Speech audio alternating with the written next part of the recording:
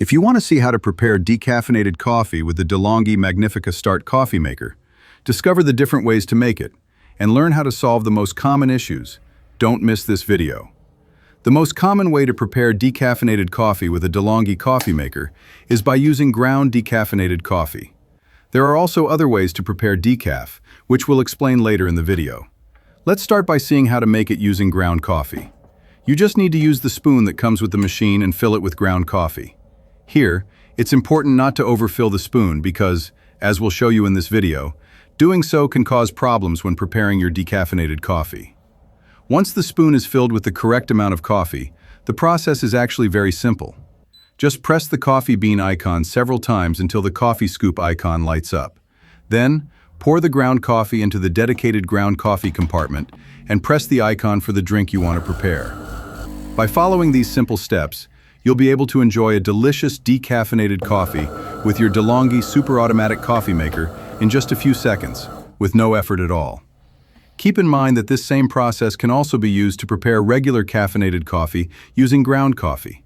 However, you might be watching this video because you've had some issues when preparing coffee with ground coffee. Don't worry, here we'll also explain how to fix the most common problems. One of the most common mistakes is adding the ground coffee before turning the machine on. It's important to know that if you add ground coffee while the machine is turned off, the coffee maker won't be ready to receive it, and the coffee can fall inside the machine, potentially causing damage. So always make sure the machine is on and the spoon icon is selected before adding the coffee. Another common issue happens when too much ground coffee is added. As you can see in this case, the ground coffee has clogged the chute. To fix this, simply use the handle of the spoon to gently push the coffee down into the machine.